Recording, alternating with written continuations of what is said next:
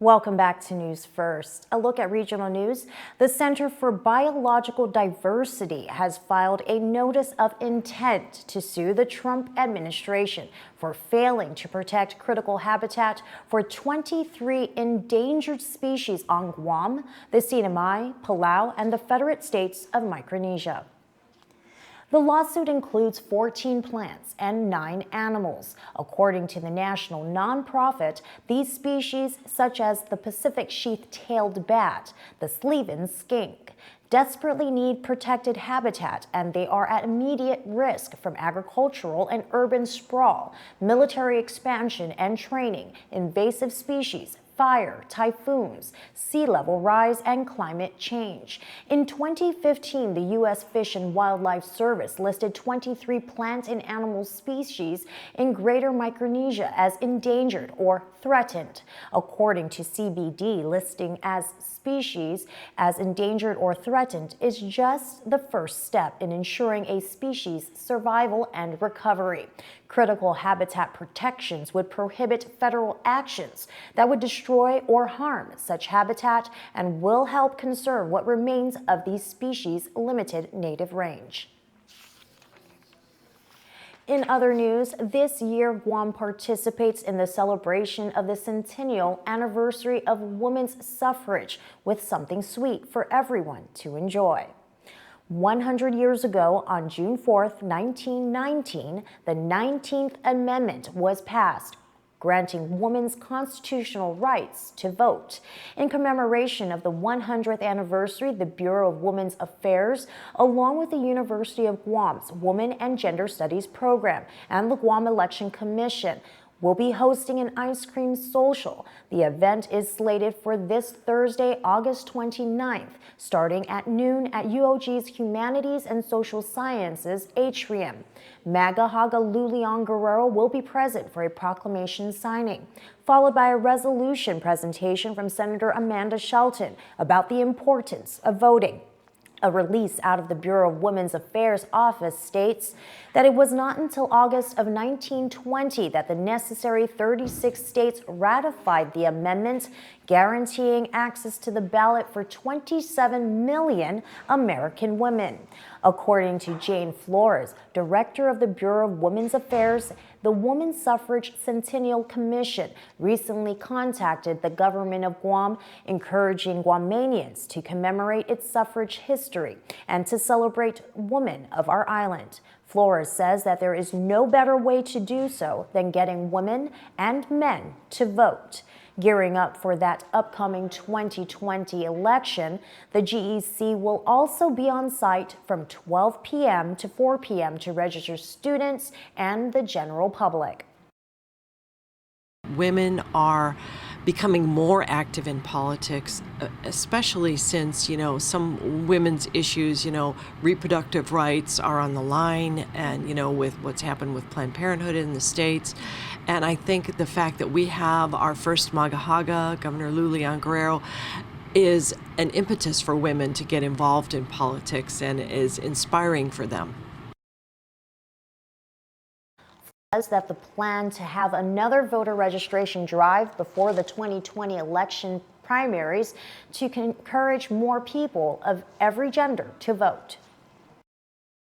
You want to get as many people involved in the political process as you can, because if people don't vote, then only a few people or a very small margin of the community make the decisions, right? If you are registering to vote, be sure to bring a government-issued photo ID. UOG and Guam Community College student photo IDs will also be accepted forms of identification. And now, your weekly dose of Life in Balance featuring the Guam Regional Medical City. Life in Balance is brought to you by Community First Guam Federal Credit Union, Your Good Neighbor Pharmacies, Simply Food, and Guam Regional Medical City, where patients are partners. The procedure is called a endovascular right middle cerebral artery thrombectomy, emergently quickly removing clot from an artery in the brain that's blocking blood flow to a large region of the brain. So this is a 71-year-old Filipino-American woman who was at the community center. She kind of slumped over in her chair, was unable to move her left side of her body, was unable to speak well with marked slurred speech. She also had facial droop on the left side with rightward gaze deviation. Both eyes were looking to the far right. This was a massive stroke in evolution. These are the kind of strokes that can be devastating, where you have a large infarct of the brain, a large dead brain tissue, whereby the patient is permanently neurologically devastated. She was quickly brought to the hospital. Dr. Kobayashi of the ED got stat head CT that showed no hemorrhage, followed by a stat head CT angiogram that clearly showed the problem, which was a blocked vessel in the right middle cerebral artery. Before the second study was done, I was notified, so I was actually in the CT scan room and actually read the images hot off the press before they were sent to PACS. It saves time that way. And immediately called my team, and we immediately took her to the cath lab for an endovascular angiogram to remove the clot from the artery. We actually enter the artery from the top of the leg and advance a small tube called a catheter through the leg, pelvis, belly, chest artery into the right neck. I injected some contrast and showed that there was still the blockage that we saw on the CAT scan, which is usually the case. Then I crawled into the brain and in one pass with the mechanical device removed the clot from the vessel, restoring normal flow to the region of the brain that was previously denied oxygen and glucose. The whole procedure took 40 minutes. This was the first type of procedure in the history of Guam. No one's ever done an acute stroke intervention. Now we're treating stroke like the cardiologist has been treating MIs, going in emergently in appropriate settings to remove clot, restore flow to the brain, just like the cardiologists have been doing in the heart by restoring flow in blocked coronary arteries. On post-op day 1, she had normal strength in the left arm and leg, which was paralyzed previously. She had a very, very mild residual facial droop that is completely resolved over the course of several days. And her speech, which was markedly affected, is now almost normal. Minimal slurring of speech. She's walking now. She's full use of her left arm. This would be a woman who would have lost her ability to independently live. If you're paralyzed in half your body, you can't walk, you can't bathe yourself, you're severely handicapped. She got emotional in the room on Friday morning, and realizing what she narrowly missed, which would have been a devastating stroke. When she came in with the stroke, her brain was she was fully aware of what was going on. So she felt very fortunate, but she got very emotional and started crying.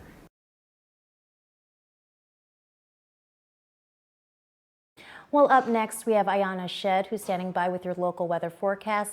And then after checking in with our sports guy, Leo Payumo, we head down to the courthouse to see what transpired during the machete attack trial, day 2.